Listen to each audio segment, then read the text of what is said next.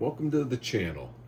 My name's Jeremy, and I haven't posted very many videos here on my channel, really only one in all the years of being on YouTube and a few shorts. But I've gotten back into scale model building really heavy the last couple years and kind of caught the bug and met a lot of great guys, joined a local club here in mid-Michigan. And one of the things we're doing is a group build. That a bunch of the guys put together, a few of the guys from YouTube, and we're building this thing, the 1967 GT-350 Shelby. Most of the guys I hang out with are Ford guys, which I don't know why. We're in mid-Michigan, and this is Chevy country. I'm just outside of Flint, the vehicle city, which you might see a change in the name of the channel coming soon in regards to that. But the birthplace of General Motors. There's a lot of awesome history here in the mid-Michigan area with automotive production, and I'm an airplane modeler. I'm a historian by trade. I've always been a history nut. I was a living historian for almost 20 years doing Civil War reenacting. My mother was a librarian, and as a kid I caught the bug for history very early on. And one of the things with reenacting, model building was very common, and I spent a lot of time in my late teens and early 20s building World War II aircraft and armor. And when I got back into the hobby 3 years ago, the thing that spurred me into it was I had a kid move out. You know, we start to get closer to empty nest age, and a bedroom opened up. And when my son moved a bedroom, I found an old model kit in his closet, and I started tinkering with it at the kitchen table. And next thing I know, I'm getting yelled at because the tester's paint stinks. And I kind of took over this spare bedroom, and now it's been my workshop for a few years.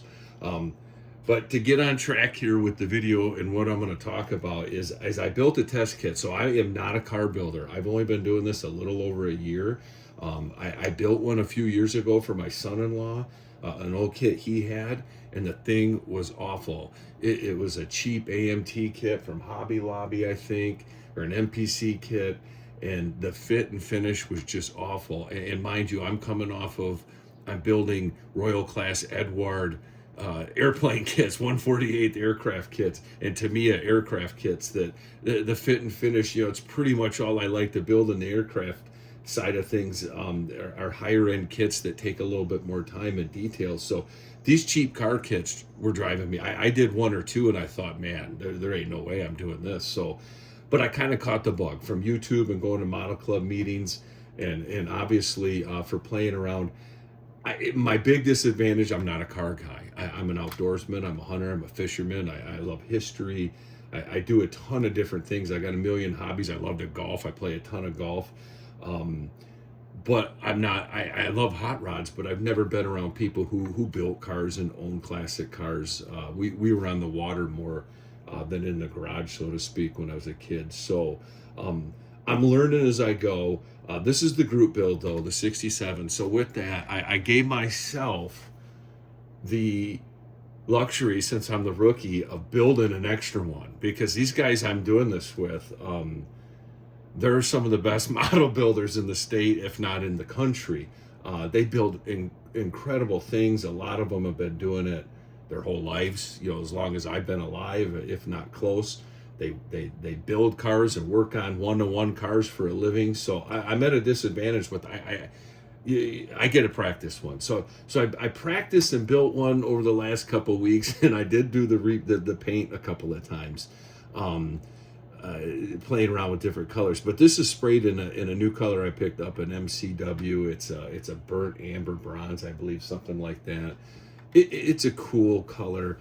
But the thing that drove me nuts about this, I was texting with Tony Lancer the other night, the guy kind of running this group builder, got me into it from the model club. And this thing looks like a four-wheel drive truck. That was Tony's comment in the front end. And it's kind of a common problem with this kit.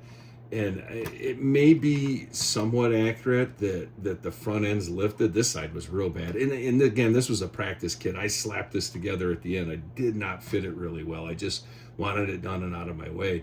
But either way, the front end was sitting way, way, way, way up. And I'm like, whoa, that's just not going to work for a really nice build. So this was my warm-up kit. So what I came up with, and I might be stepping way out of my bounds. This is the first time I've really tried to do this.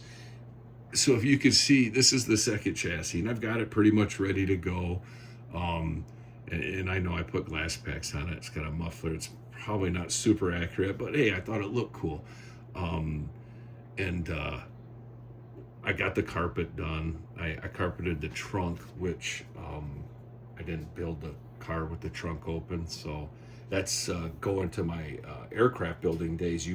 There's a ton of detail in the cockpits we do, building a 1/48 scale aircraft that nobody ever sees again. Only the builder ever sees it. So I guess that's my homage to where I came from.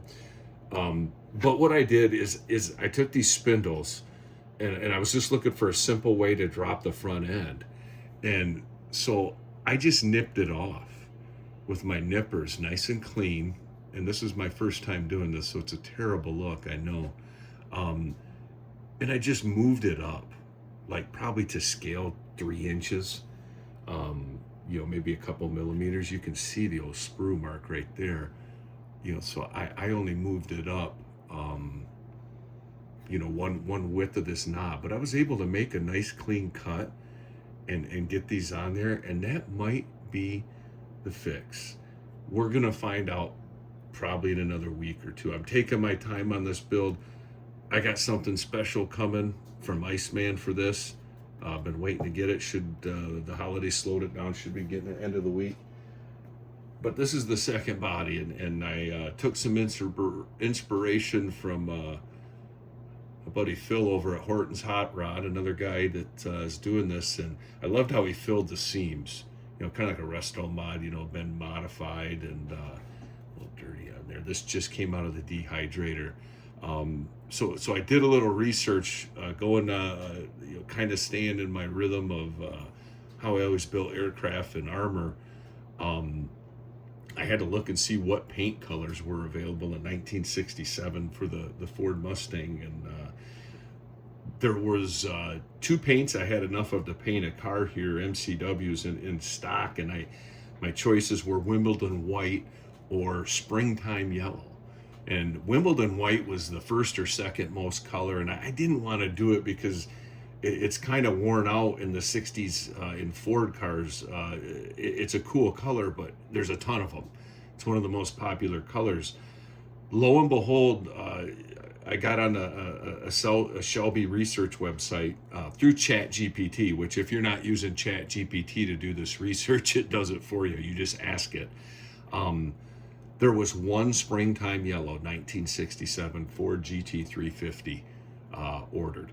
It was originally ordered forest green, and at the last minute, the owner changed their mind and they changed it to springtime yellow. I think the person won the lottery because it was a fully loaded car. They changed to every factory option, air conditioning, whatever was available. Again, not a car guy, so I don't know if it was things like power steering or things like that, but whatever was available, this car had it. So I did fill the seams on the front clip. I mean, it's not 100% great. With this paint and this enamel and clear coat, I can't use the typical water-based seam gap fillers I'm used to building aircraft. Aircraft were spraying flats, a lot of acrylics or mild lacquers, always flat finishes, excuse me. So getting used to the harder putties that dry harder, and they're not perfect, but for me, they're pretty darn good. They didn't turn out. I got a couple little dimples here. They're going to drive me nuts. You got to really get up to see them. But we're going to let it cure for another day or two. It's been cooking in the dehydrator for, probably 24 hours now. I let it set for a few hours and then let it bake overnight, and it's been going all day. So there's that. The 1967 Shelby GT-350. I like the group build. It's neat. It gave me some motivation to build something. I was kind of, obviously it's summertime. We're playing a lot of golf and trying to be outside. I got a pretty good sized property to take care of, so I spent a lot of hours outside on my tractor and side by side and working.